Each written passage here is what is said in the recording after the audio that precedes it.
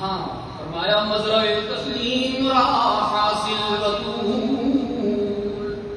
چیخیں صرف شمعون کی نہیں نکلی، اصل شاہ اقبال کی نکلی. فرمایا مزرعہ تسلیم را حاصل بطول، مادر شدہ اسوہ کامل بطول. بحر محتاج دلش آگون نسو، بایہود چادر خود را فرو.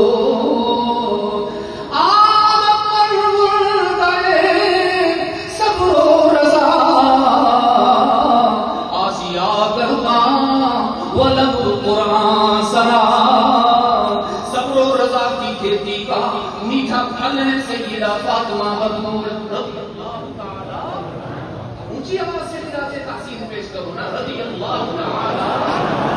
اور کیوں نہ ہوتا کہ فاطمہ نے سخاوت کے گل اپنی ماں سیدہ خدیجہ کی گود میں سیکھے اور پھر اپنے والد محمد عربی کی آغوش میں سیکھے.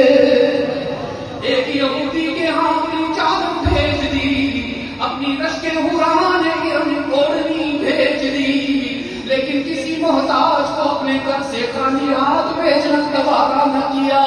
اقبال کہا کرتے ہیں، اقبال کہا کرتے تھے، جب فاطمہ جیسی ماں ہوتی ہے تو حسین جیسے بیٹے ہوتے.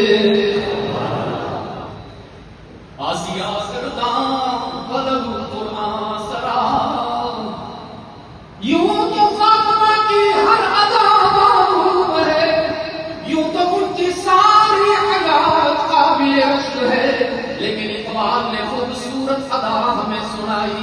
اقبال کہتے ہیں کیا خوبصورت منظر ہوگا جب رات کی تنہائی ہوا کرتی تھی اور سیدہ فاطمہ اپنے گھر کے ایک کونے میں بیٹھ کر چکی چلایا کرتی تھی.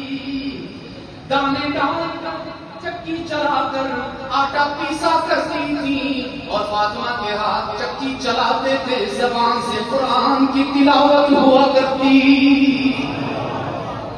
فرمایا اذا الشمس كورت واذا النجوم انكدرت واذا الجبال سيرت واذا العشار عطلت واذا الوحوش حشرت واذا البحار سجرت واذا النفوس زوجت واذا الموءودة سئلت بأي ذنب قتلت وإذا الصحف نشرت وإذا السماء كشطت وإذا الجحيم سعرت وإذا الجنة أزلفت.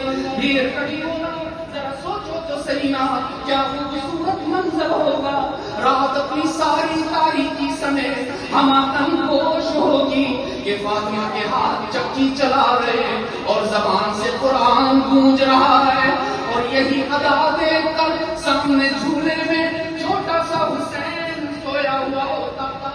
قرآن سن کر اس کی آنکھ کھلتی تو اپنی ماں کو دیکھتا کہ میری ماں چکی چلا رہی ہے، قرآن پڑھنا نہیں چھوڑ رہی. وہیں لیتے لیتے حسین نے وعدہ کیا اپنی ماں سے، اماں فاطمہ تو نے چکی چلاتے ہوئے قرآن پڑھ کے سنایا، میں وعدہ کرتا ہوں کربلا میں گلا کٹاؤں گا، قرآن سناؤں گا. تکبیر.